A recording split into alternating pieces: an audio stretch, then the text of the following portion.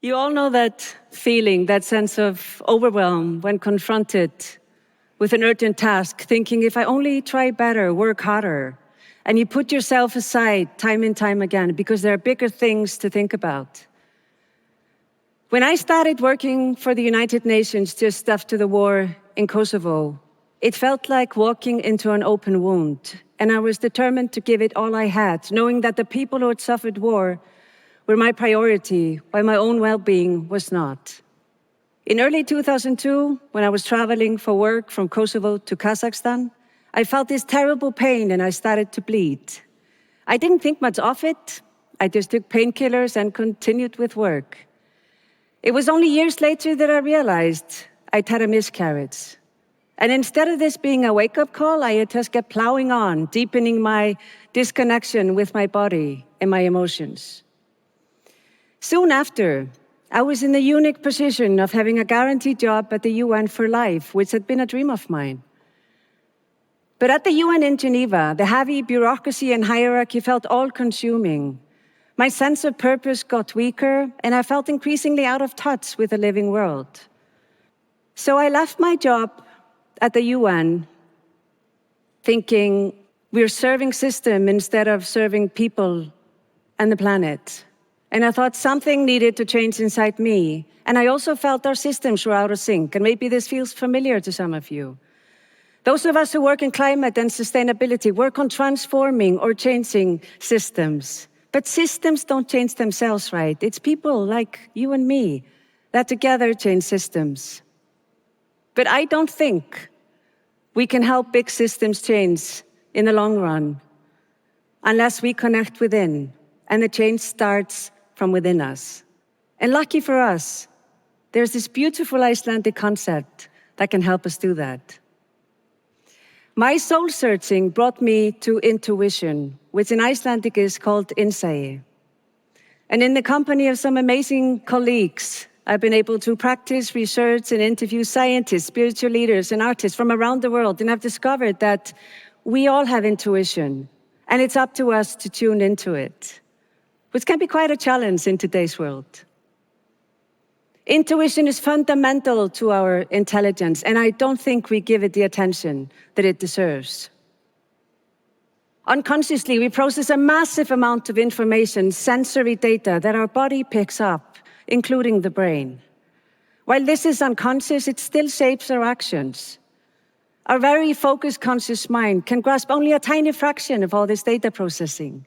Intuition helps us tap into this information. It helps us read the room, come up with insights, and tune into other people and the world around us. Sometimes we dismiss intuition as an irrational impulse that we shouldn't rely on, or a woo-woo concept that hasn't been backed by science. But research shows the catalyzing role intuition has for creativity, compassion, mental agility, and the human genius. We actually need good intuition to reason well. And without intuition, there wouldn't be much innovation. A research on a group of Nobel laureates showed the key role intuition played in their discoveries. And as they shifted between analysis and intuition, it led them to their big leaps. My search for answers brought me back to my roots and helped me see with fresh eyes the Icelandic word for intuition, insight.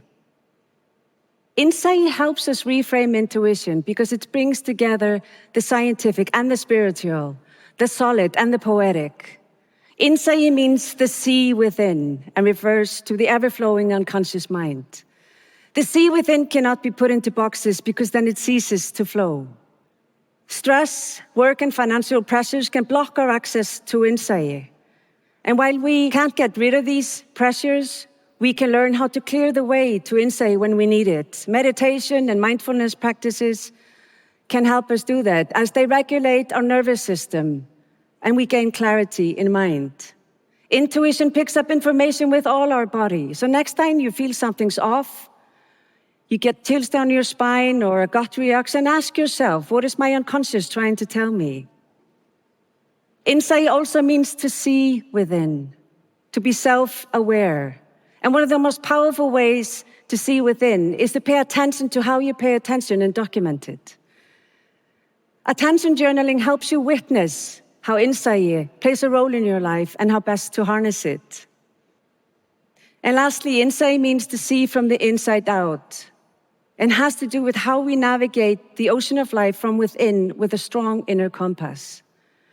Aligning with insight is the work only you can do. And allowing insight to flow sometimes involves finding the balance between being and doing. And for many of us, it actually takes discipline to simply be and allow the world to come to us. One of the most powerful ways I've seen insight have an impact in the world is through the work of my dear friend, the ocean explorer, Enric Sala. When we first met, he was introduced to me as the man who had left academia in order to spend most of his time in the ocean to help save it. I was intrigued. And I have since then interviewed him both for our film and my book about the role insight has played in his pioneering work. Enric's childhood dream was to become a marine biologist, and after having spent 7 years as a university professor, Enric felt as if he was writing the obituary of the ocean instead of providing a cure. So he left his job, and he went on to found the National Geographic Pristine Seas Project, where he is able to immerse himself in the ocean and explore its ecosystems in a team of scientists and filmmakers. Spending time in the ocean has helped Enric enormously develop his intuition about what's wrong with the ocean and how to bring it back. Since 2008, Pristine Seas has been able to establish 27 of the largest marine protected areas in the world, covering an area more than twice the size of India. Enric's story supports research that shows that intuition gets deeper and better with experience, knowledge, and expertise. Also, how we immerse ourselves in the world, consciously or unconsciously, shapes how we show up and how we navigate it. The world we live in is very much like the ocean. It's constantly changing, and we need to decide which direction to go. We're now midway into the decisive decade for climate change. We're taking stock, renewing our understanding and agency. As we wayfind and change systems, we also need to renew our focus and vision. And I think insight can help us in 3 ways. First, like Enric's story shows, it helps us see the big picture and how everything is interconnected. And secondly, insight grounds us in the present, enables us to be more in charge of our own attention and therefore better prepared for the unexpected.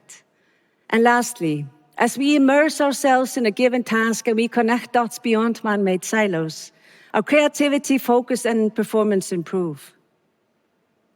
As we navigate towards new horizons, we need our vivid imaginations to set sails towards the possible, grounded in insight's innate understanding of planetary and human interconnectedness. Imagination can guide us towards the futures that we dream of. It helps us see in our minds what we intuit to be possible. Because if we can't imagine better futures, how on earth are we going to get there? Thank you.